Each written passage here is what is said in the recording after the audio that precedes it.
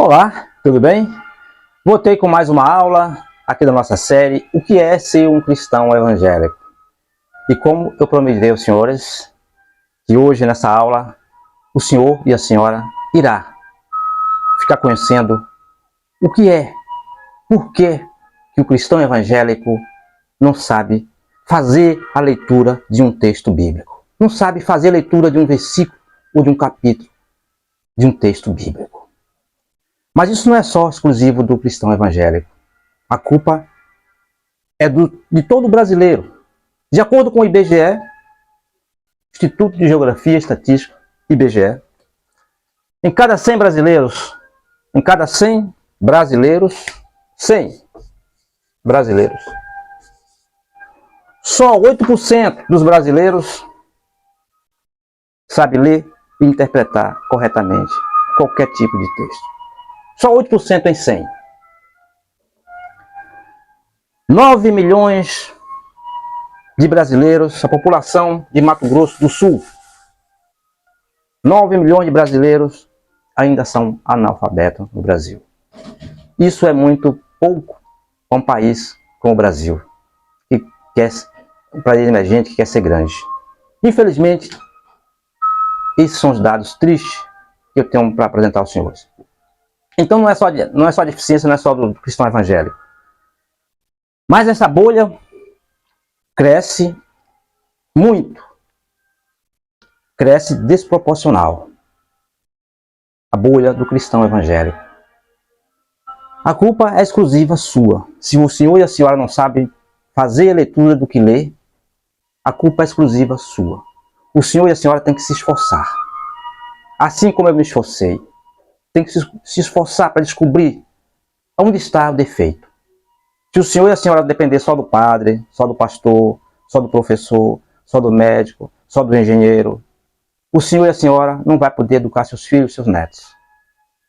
O senhor, meu amigo, e a senhora tem que se ajudar, tem que se esforçar. Eu vou dar um pequeno exemplo também aqui. O senhor vai comprar um peixe, chega lá na feira, o peixeiro, você pergunta, esse peixe, meu amigo, você pescou esse peixe quando? Ele vai dizer para o senhor e para a senhora, pesquei esse peixe ontem, ele foi pescado ontem, mas esse peixe está 5 dias lá na banca dele. É um peixe que pode estar com a sua validade vencida. Você não conhece, claro. Isso é o trabalho do peixeiro, do vendedor de peixe. Assim também é o trabalho do padre e do pastor, do médico, do engenheiro, do cientista. Ele vai dizer para você o que ele pensa, o que ele tem, o que ele sabe. Cabe você descobrir, pesquisar. Você percebeu que a culpa é sua? Se o Brasil tem 8% em 100 pessoas que sabem ler e interpretar texto 100%, cabe você, o senhor e a senhora, descobrir, estudar, lutar, pesquisar para melhorar esse nível. Isso é exclusivamente sua. E é nessa leitura que vamos fazer aqui agora que eu vou dizer ao senhor por que é que nós precisamos melhorar o nosso nível de interpretação de texto. Como eu falei com o senhor e a senhora, eu nunca fui, meus pais nunca foram à escola.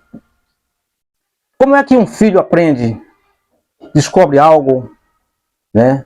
Descobre a forma de ler, de interpretar, se os pais nunca foram à escola?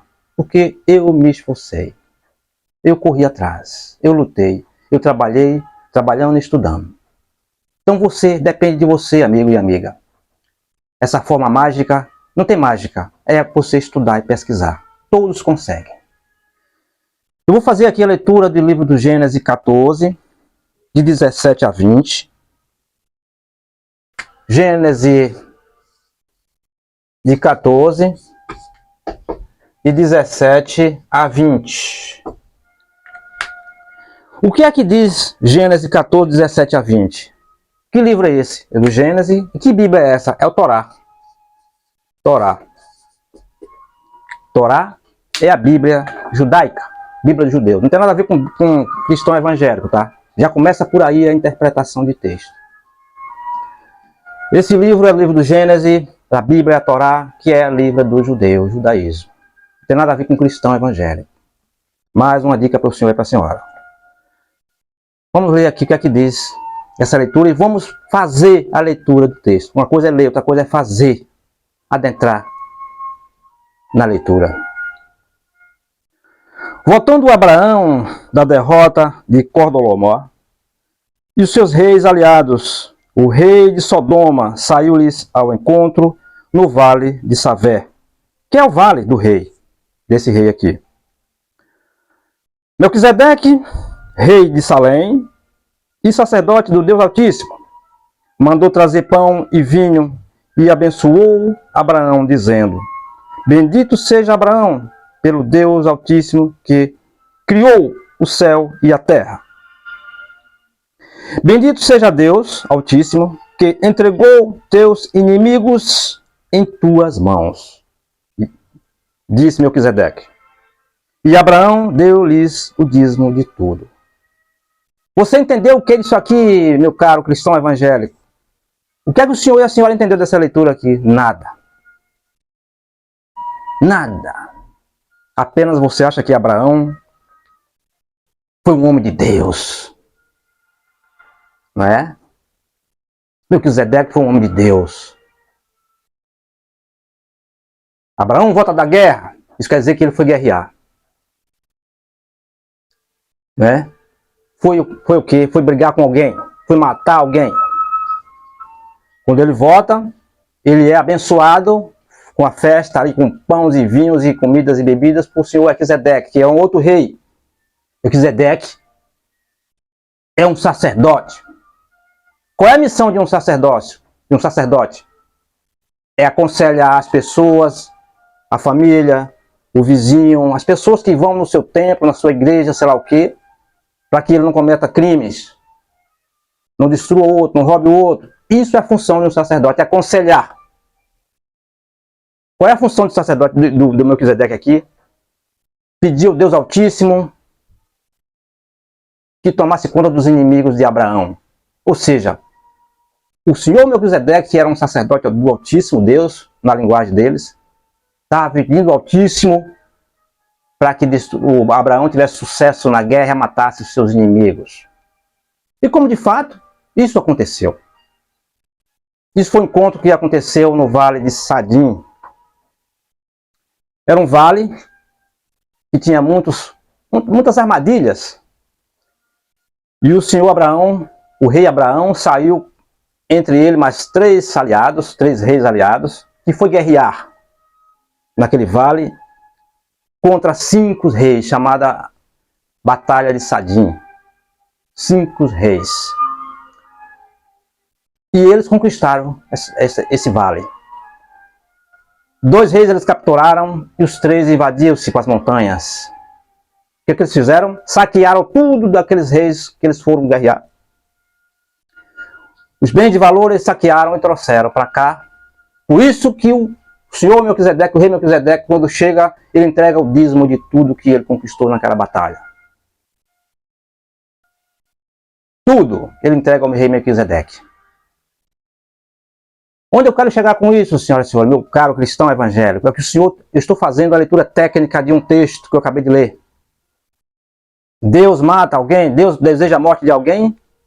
Eu, Jeová, se eu for pegar meus filhos, minha família, ou meu grupo e for saquear alguém, matar alguém, destruir alguém em nome de Deus, qual é o Deus que não vai querer isso de ninguém? Deus é a vida. Deus quer a vida de todos os seus filhos.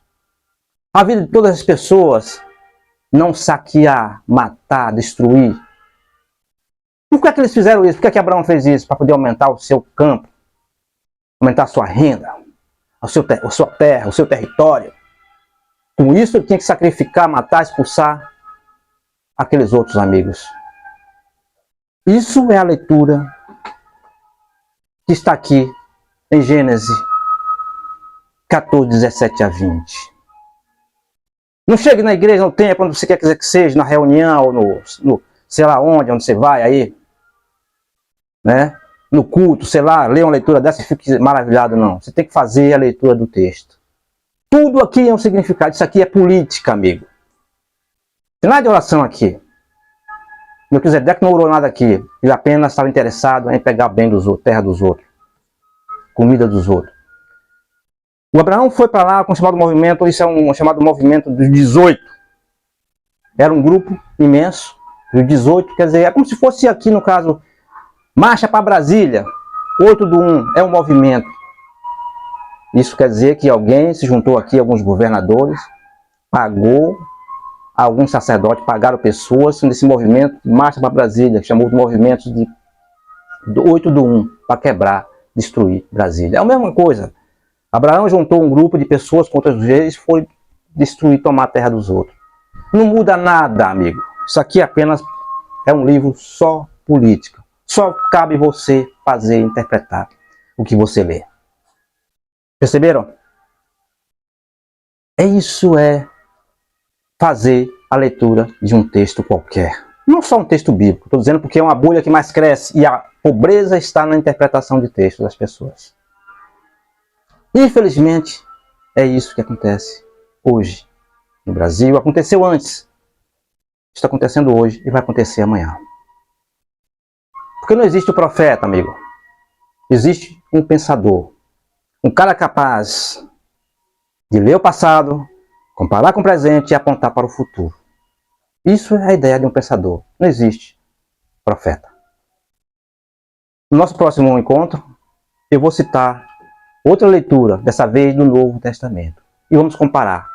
Que diferença tem essa leitura do Velho Testamento, que é da Bíblia Torá, com uma leitura do Novo Testamento, que é da Bíblia cristã? Aí já vou entrar em outra face do tempo. Um abraço para você. Inscreva aqui no nosso canal. Estou te esperando aqui. Deixe seus comentários, curta com os amigos e comentem. Diga se eu estou corretamente, se eu fiz a leitura corretamente ou não. Mas você tem que dizer. Não é apenas concordar. Um abraço, tchau.